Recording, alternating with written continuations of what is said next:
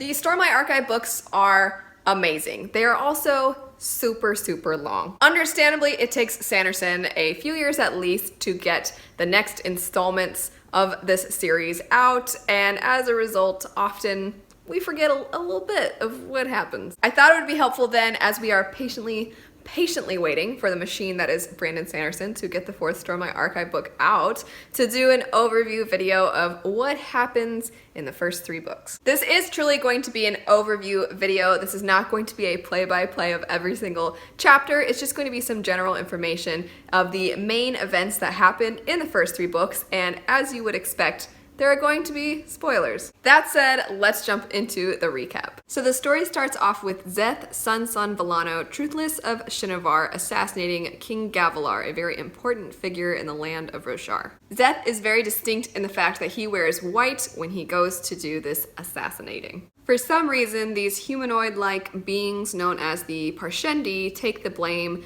insist that they were the ones that had the assassin assassinate Gavalar, and now, as a result, the remaining High Princes decide that they are going to go to war with the Parshendi, and this ends up lasting a much longer amount of time than they were expecting. This war is what ties some of our main perspectives together. First, we are introduced to Kaladin. When we first meet Kaladin, he is Kaladin Stormblessed, a respected individual in the military. But then very quickly we go from that to Grumpy Pants Kaladin, who is very mopey and sad and has attracted the attention of this little blue girl-like thing called a Spren. In all honesty, Kaladin has some pretty legitimate reasons for being sad. In every Stormlight Archive book, you get a character backstory, and in Way of Kings, you get Kaladin's. Despite Kaladin having defeated somebody who had a shard blade, a very rare and valuable type of sword in their world, he was thrust into slavery by his toolbag commander named Amaram. If that wasn't a fairly legitimate reason for Kaladin to be sad, there's also the fact that he blames himself for the death of his younger brother, Tian.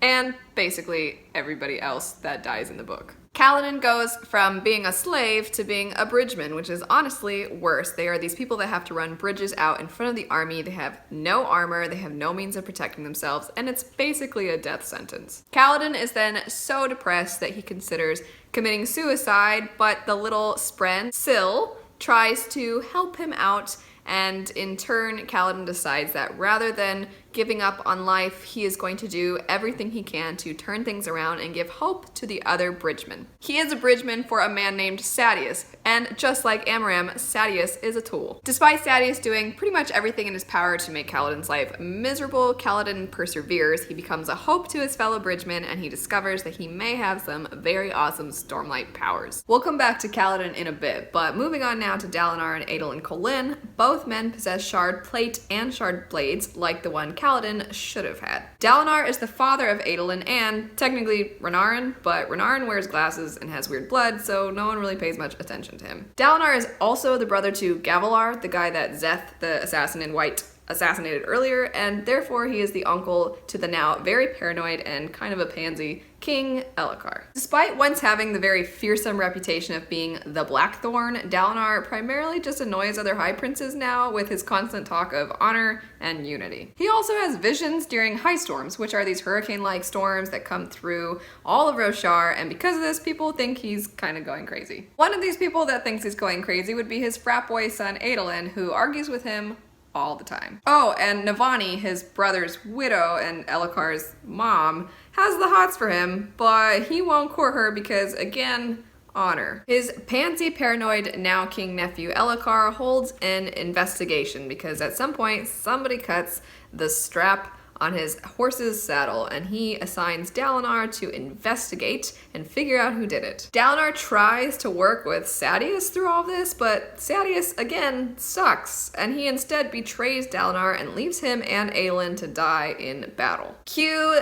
Kaladin's entrance again with his bridgemen, who are now known by Bridge 4. They save the day, and all is well and good, except that Sadeas still sucks, and despite his betrayal, Dalinar ends up giving up his shard blade in exchange for the freedom of Bridge 4. While all of this is happening, there is also this character named Shalan who likes to draw, and she wants to try and help her family by stealing something from this woman that she is pretending to be interested in being the apprentice for. This woman happens to be Jasnah Kholin, who is the daughter of Navani, the lady that has the hots for Dalinar. Shalan eventually gets found out by Jasnah, and her punishment is that Jasnah is going to set up a betrothal for her with Adolin. Shalan is the character whose backstory we get in Words of Radiance, and her backstory is also tragic. When book 2 first starts off, Shalan is headed to finally meet up with our other characters, meet her new betrothed, and then Jasnah dies. Shalan has a spren similar to how Kaladin has Syl. This one she calls Pattern, and she is trying to learn how to use magic, especially while she is trying to survive. And she's not so good at it at first. She eventually gets better, especially when it comes to using her artistic abilities to help her portray these other personalities. She does eventually meet up, finally, with our other characters, and while you would think Kaladin would be overjoyed with the fact that he now has his freedom, turns out things aren't looking so good for Kaladin. He's kind of reverted back to his mopey self because it turns out Amaram, that guy that sent him into slavery forever ago, well, that guy is just walking free and he's got lots of power and he's buddy-buddy with Dalinar, the guy that Kaladin now is assigned to be a guard for. Meanwhile, things are going pretty well for Adolin, besides the fact that he doesn't really trust Kaladin. This is in part because Kaladin is a Dark Eyes, and in their society, dark-eyed people are trash, and Adolin is a Light Eyes, and light-eyed people are elite. Other than that, though, Adolin goes on a date with Shalan, and it goes well. There are definitely some very significant events that are causing all of our main characters to have to band together. One of these would be the fact that the assassin in white is back, and he is now after Dalinar. Beyond that, there's also still the threat of Sadeas, who is still a tool, and they're kind of trying to deal with that within politics. Adolin decides he's going to duel some people to try and get some shard blades, some shard plate, and things don't exactly go according to plan. Adolin accidentally gets himself involved in a duel against multiple people, and Renarin tries to help out, but he has weird blood, so what can he do? Meanwhile, Kaladin jumps in and saves the day. They come together, they defeat some people, and then Kaladin shouts at Amaram and gets himself thrown in jail. Adolin also goes to jail with him because he so appreciated Kaladin helping him out, and things start to look brighter for these two fellas. However, none of that changes the fact that Amaram is still walking free, and Elliot is a bit of a doofus, and so Kaladin decides to align with one of his fellow bridgemen named Moash and join in a plot to kill Elliot. Because this isn't exactly the most honorable thing to do, Syl kind of dies. Without his powers to help him, Kaladin at one point falls into a chasm. Shalan falls down with him, and the two of them have to try and get through the chasm without the use of any Stormlight. These two do eventually get out of the chasm, but Kaladin still hasn't gotten his Stormlight back. Last minute decides he's not going to try and kill Elliot, he's going to help Elliot out, and then Dalinar is having to try and fend off the assassin in white, and Kaladin, just in the nick of time, saves him. While all of this fighting is going down, our characters eventually get into Yurthiru, and it seems like everything is happily ever after.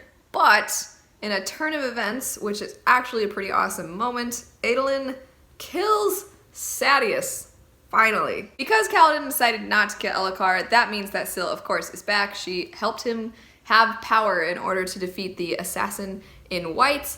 And at the very, very, very end of the book, turns out Jasnah's also not dead. And that leads us into book 3 with Oathbringer and Dalinar being the character whose backstory we get. Throughout both books 1 and 2, Dalinar has not for the life of him been able to remember his wife's name. Anytime anybody says it, he just hears silence, and for some reason, out of the blue, he suddenly can remember his wife again. Things kind of start to come back to him slowly, but there are more pressing matters to attend to. One being that the high storms that have always come through are now coming through from the opposite direction, and they need to warn as many people as possible. Kaladin can basically fly at this point, so he goes ahead and flies to go warn people. On his way, he ends up seeing his family again. It's a beautiful moment. He finds out, despite Tien having died and him feeling bad about that, he has another baby sibling. It's fantastic, and he has some really great moments back home. He also runs into some Parshmen,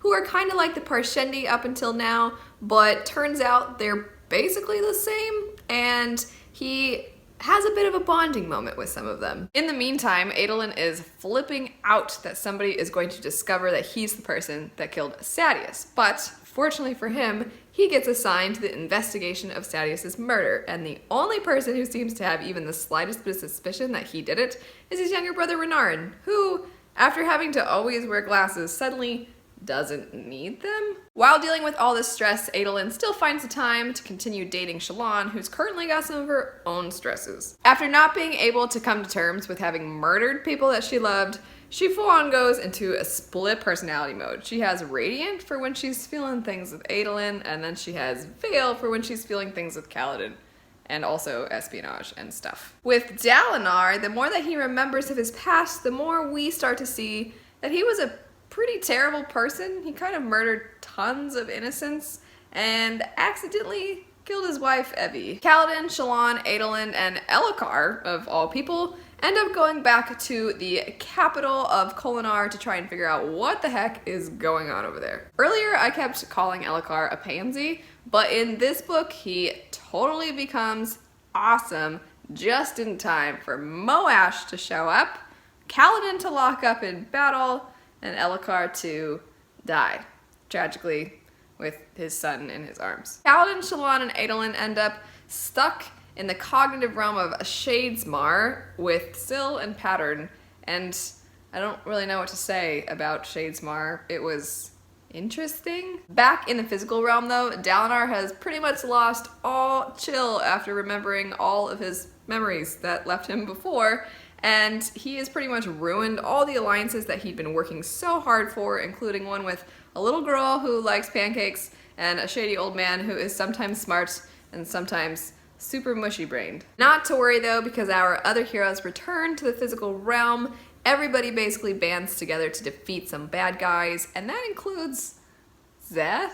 Also, Yasna way earlier told everyone that she's actually still alive, and legit, no one cared. But she joins the battle as well, along with her now magical cousin, Renarin. And at this point, pretty much everybody has some kind of power, and our heroes win the battle. In the aftermath of all of the bloodshed, Adolin decides that Kaladin is way better than him and that Shalan should be with Kaladin, to which Shalan says no, only Veil is into Kaladin, and Adolin's like, okay, well, let's get married. So they do, which sounds healthy. I hope you enjoyed this overview of the first 3 books in the Stormlight Archive series. If there are any really significant main events that I left out, feel free to leave those in the comment section down below. Also, you might have noticed that while there were some silly memes in this video, there was also some stunning artwork. So please, I will have all of the artists linked down below. Give them a shout out. Go check out their artwork. They are so kind. They were all so nice in letting me use their artwork, and they're all so amazingly skilled and talented individuals. So check them out, and a huge thank you to them for letting me showcase their wonderful artwork. If you liked this style of recap, let me know that. I would be happy to do more videos like this, and if you're interested in more Sanderson content, I'll go ahead and link some of my other Sanderson videos right over here. Thanks so much for watching. I hope you have a great rest of your day, and I'll see you all later. Bye.